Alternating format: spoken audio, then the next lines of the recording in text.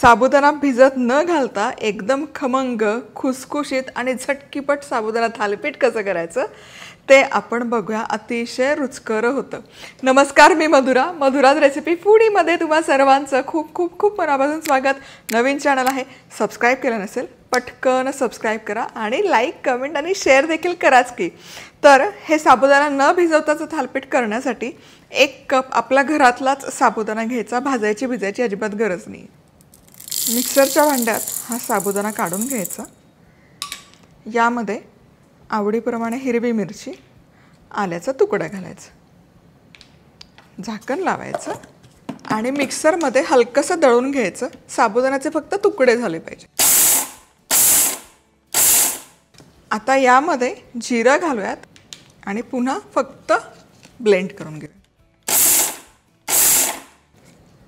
हे आता हे अर्धवट दळलेला साबुदाण्याचं मिश्रण बाउलमध्ये काढूयात. यामध्ये पाणी घालायचं. साबुदाणा डुबेल इतपत पाणी घालूयात. 1 कप साबुदाणा होता तर 1 कप पाणी घाल. आता हे 5 मिनिटं बाजूला ठेवूयात. चला, आपला आहे ना साबुदाणा मुरतोय तोवर एक मध्यम आकाराचा बटाटा घ्यायचा आणि याचं असं साल काढून घ्यायचं.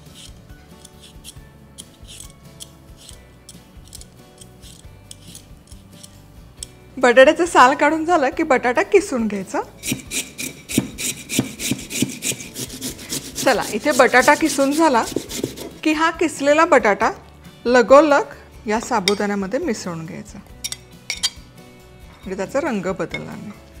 पाणी बघा बऱ्यापैकी शोषलं गेलंय. चला, बटाटा छान मिसळून झाला. मिश्रण ऑलरेडी खूप सुकं झालंय, म्हणजे पाणी छान शोषून घेतलेलं आहे साबुदाण्याने. आता यामध्ये अर्धा कप पाणी घालायचं. मीठ घालूयात चवीप्रमाणे. भाजलेला शेंगदाण्याचा कूट मिसळून घेऊयात. हे सगळं प्रकरण मुरण्यासाठी 10 मिनिटं बाजूला ठेवूयात. थालीपीठाचं पीठ मुरतंय तोवर कोशिंबीर तर करूच शकतो की नाही. म्हणजे थालीपीठ आणि चटणी किंवा कोशिंबीर कमाल लागते. बरं, कोशिंबीर नसेल करायची तर उपवासाच्या चटणीचे अनेक प्रकार ऑलरेडी मी पोस्ट केलेत, ते पण तुम्ही जाऊन बघू शकता. आम्हाला साबुदाणा वडा असेल, थालीपीठ असेल तर कोशिंबीर आवडते. आता हे काकडीचं एक टोक काढून घ्यायचं. हे टोक काढलं की त्याच काकडीला असं घासून घ्यायचं, घर्षण करायचं. असं केल्याने काकडीचा कडूपणा कमी होतो असं म्हणतात. चला, आणि हे झालं कौतुक की काकडी किसून घ्यायची.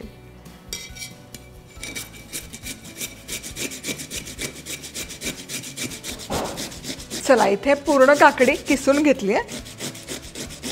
चला, इथे अर्धा कप दही घेतलंय. यामध्ये आलं आणि मिरचीचा ठेचा घालायचा. नाही मिरची घातली तरी चालेल, पण चव छान लागते. चवीपुरतं मीठ, साखर थोडी जास्त घालते, आमच्याकडे गोडसर आवडते ही कोशिंबीर. भाजलेला दाण्याचा कूट मिसळून घेऊयात सगळं. आणि आता ही जी काकडी आपण किसून घेतली ही पूर्ण काकडीत त्याच्या पाण्यासकट घालायची. पाणी नाही मी काढून घेत. काकडीचा किस,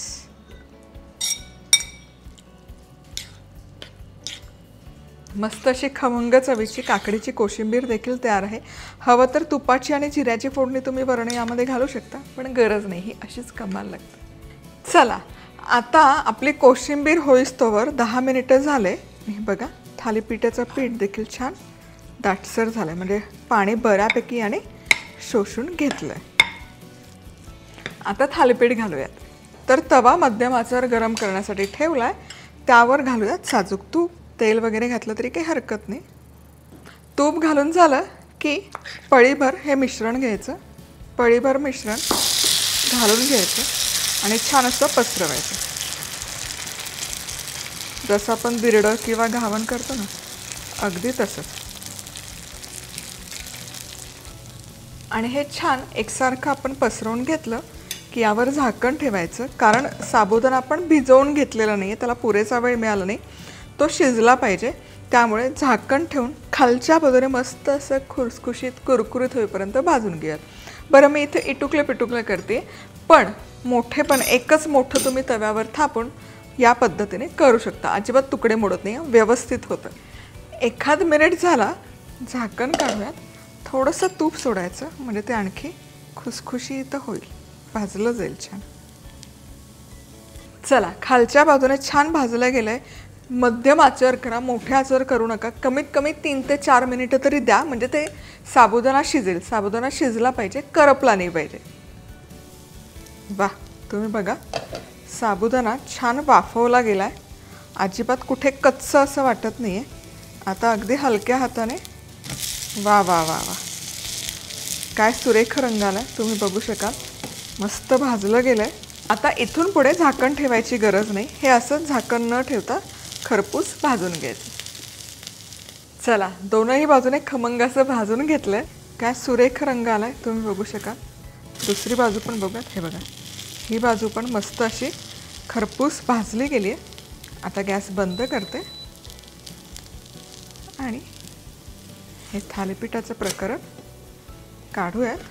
लगेच खाणार असाल तर तव्यातून ताटात, दमानं थोड्या वेळाने खाणार असाल तर जाळीवर ठेवा, म्हणजे मग ते सॉगे नाही होणार किंवा त्याला ओल नाही पकडणार. आता याच प्रकारे सगळे थालीपीठं करायचे. पुढचं थालीपीठ करताना फक्त गॅस बंद करा किंवा मंद आचेवर करा किंवा तवा थोडा वेळ उचलून घ्या. सेमच प्रोसेस राहते. तूप किंवा तेल,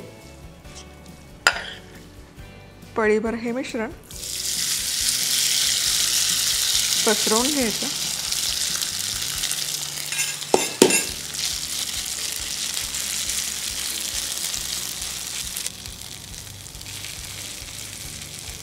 चला, एक सारखं असं पसरवून झालं की झाकण ठेवायचं आणि भाजून घ्यायचं. अगदी फटाफट होतात हे थालीपीठं, जास्त तामजाम नाही आणि एकदम क्रिस्पी होतात, कुरकुरीत होतात. आणि झटपट केलं तरी साबुदाण्याचं टेक्स्चर आहे तसं आहे, अजिबात बदललं नाही आहे. तुकडे पडत नाही या पद्धतीने तुम्ही थालीपीठ केलं तर, आणि कमालीचे रुचकर लागतात.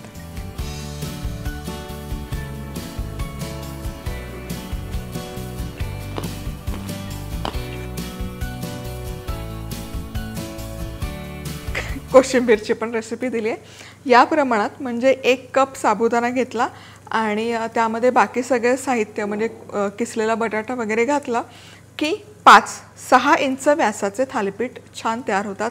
एकदम पातळ नाही, व्यवस्थित मध्यम जाडीचे थालीपीठ तयार होतात. 6 प्रमाणही सांगितलं. रेसिपी आवडली तर लाईक, कमेंट, सबस्क्राईब. पुन्हा भेटूयात. तोवर मस्त राहा, खुश राहा, आनंदी राहा. सगळ्यात महत्त्वाचं खात राहा.